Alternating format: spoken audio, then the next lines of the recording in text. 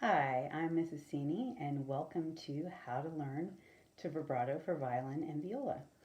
We are going to learn how to do wrist vibrato. There are three different types of vibrato. There's arm vibrato, where you move the whole arm. There's wrist vibrato, which is what we're going to focus on. And then there's finger vibrato. Wrist vibrato is the hardest to do correctly. And so we're going to spend a lot of time learning to train our muscles to do the correct motion to get that vibrato that we want. Just like if you were playing football, if you're learning how to properly throw that football, you're going to do slow motion movements for how to throw. And I do not know how to throw a football, so I would not be doing this correctly. But you would want to learn how to exactly do it correctly a million times before you even put a football in your hand and threw it, if you wanted to get that technique perfectly down. So that's what we are going to do with our vibrato. If you do these exercises in about 6 to 8 weeks, you will be a master at vibrato, and it'll sound beautiful, and your orchestra director will love you forever for bringing that great sound into their orchestra, and you will be happy because you'll be able to vibrato. All right, so the first thing we're going to do is we need to learn the proper motion for our wrist. So if I am playing, my hand's going to be in this position. I always want my wrist to either be straight or back.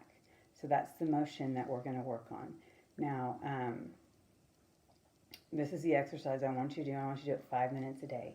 It sounds like a lot, but this is so easy to do. Straight, back, straight, back, straight, back. You can do it when you're watching TV.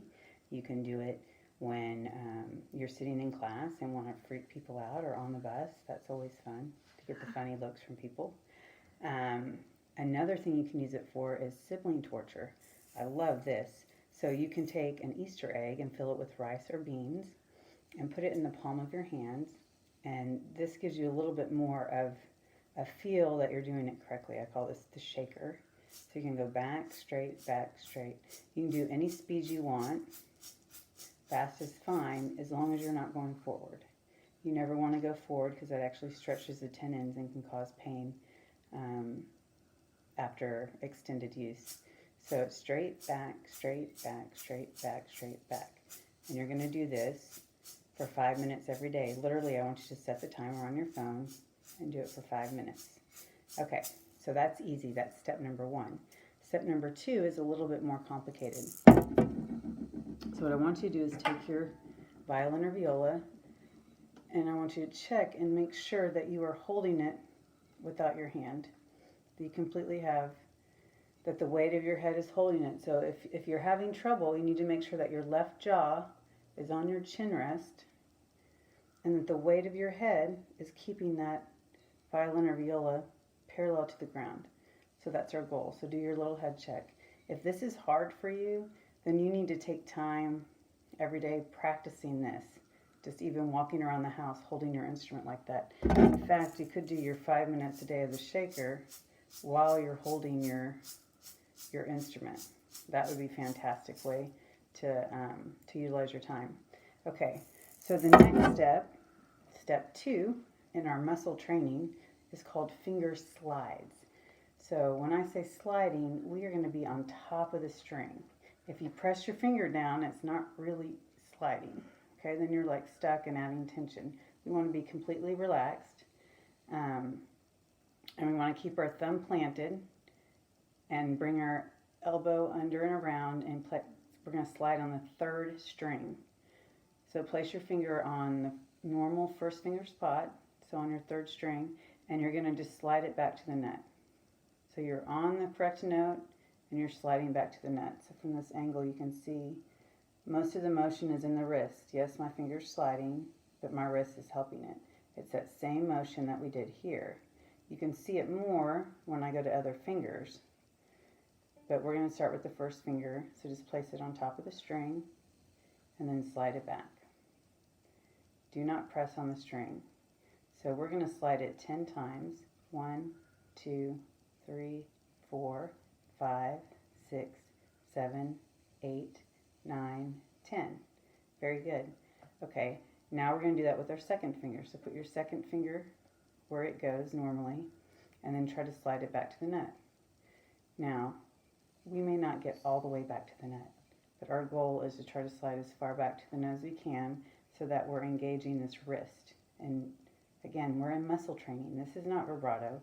This is training our muscles to move in the correct direction that we want them to go to have excellent vibrato. Okay. I didn't count, but I think that's close to 10.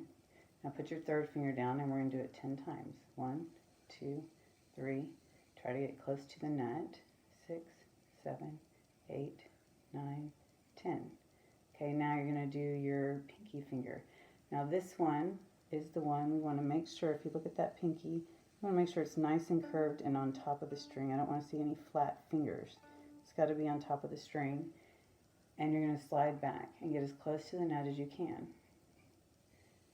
You can do that 10 times. I think I'm like on 5, 6, 7, 8, 9, 10. Very good. So after doing that, if you do not feel, if your muscles are not feeling it, then you haven't done it long enough, or you haven't done it correctly. Our muscles should be sore because we do not typically, there's nothing we do in real life that uses those muscles. And so we want to feel sore. That's a good sign. And remember, you're going to do the shaker 5 minutes a day and then do these finger slides 10 times per finger on the third string. Okay, do that for at least 1 week before you go on to the next step. So right now I want you to pause your video and pause this video and work on those exercises. And then you can come back and watch the rest of the video for the next steps. Okay, so now what we're going to do, now that we've gotten really good at our shaker and our finger slides, we're going to go to finger rolls. So what's going to happen with the finger roll is that we're going to, same motion as the finger slide, but I'm going to try to see if you can see this a little better. I'm going to plant my finger down and then just roll on the finger. So if you can see, I think you can see it better here. Pretend this is my instrument. I'm rolling back. The finger's rolling on the pad of the finger. I cannot have a flat finger and have it work. So you cannot have fingernails and have it work. But it's rolling back. So we're going to, still on the third string, elbow under, we're going to roll that back 10 times. So 1, 2, 3, 4, 5, 6, 7, 8, 9, 10. Okay, then go to your second finger. Same thing. You're going to roll it back. 1, 2, 3, 4, 5, 6, 7, 8, 9, 10. And this is just like the finger rolls, finger slides, but our finger is touching the fingerboard. We're pressing it down just like we're going to play it. Now go to the third finger. Same thing. 1, 2, 3, 4, 5, 6. See how the wrist is doing most of the work. The wrist is what's moving. I think that's 10. And then go to your pinky. That elbow has to come way under to keep the pinky curved. Press it down and do the pinky 10 times. 3, 4, 5, 6, 7, 8, 9, 10. So here are a couple of helpful hints.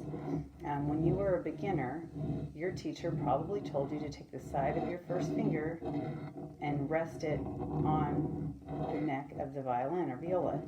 And you use that as an anchor as you played, put your fingers down. Okay, what most teachers forget to tell their students is that you only need that as a beginner. After the first year or less, you don't need that anchor anymore. And so we don't want the side of our first finger to touch the instrument anymore. So if I'm trying to do that finger roll and I've got my first finger, you can see, stuck up against there, it's not going to roll very well. And it creates tension. See, I'm not really getting a good vibrato. Whereas if I can pull that off of there, you can see the change in the motion. The other helpful hint is if you look at my left thumb, okay, there's lots of controversy over where this thumb goes. My opinion is you need to find a place for it to go that there's not going to be tension in it. So if you're playing like this with it bent, there's tension there, and you're probably squeezing with that first finger.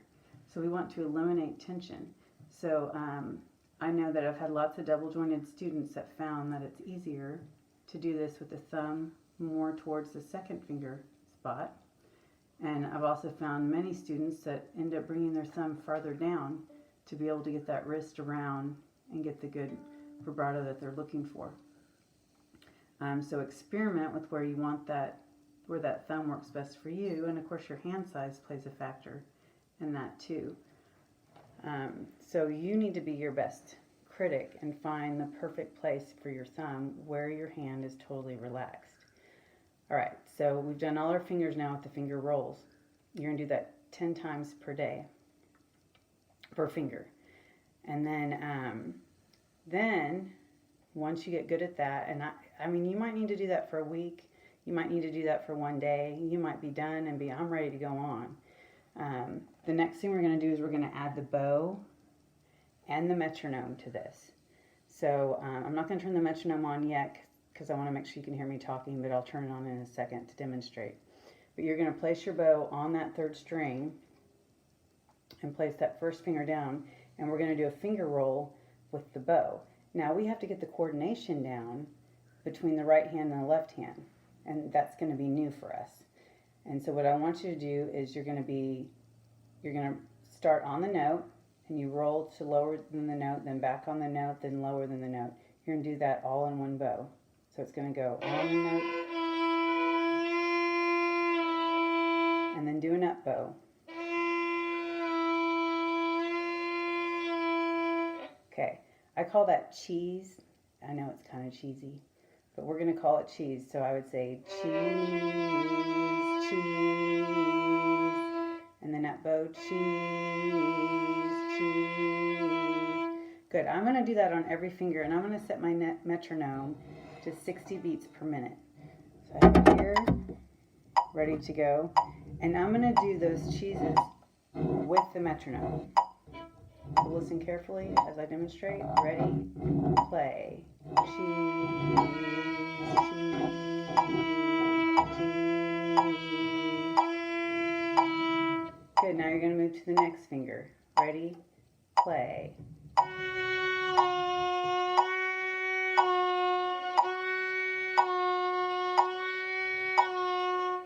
Now, I make it look easy, but sometimes it is tricky to get the bow and the fingers to move at the right time. So don't be frustrated with that. Just spend more time working on that before you go to the next step. Now the third finger. Ready, play.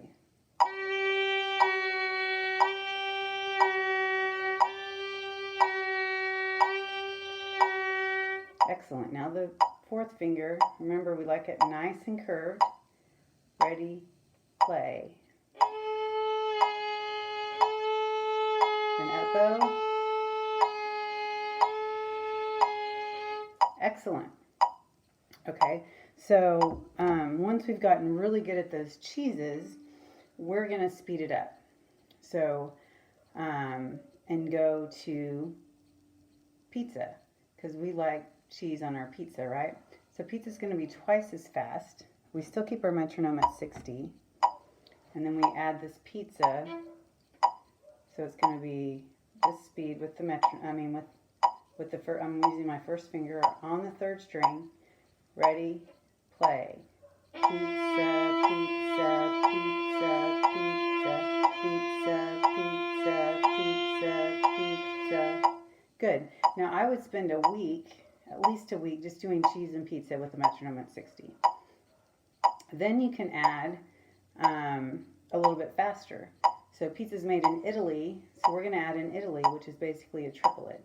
And it's going to sound like this.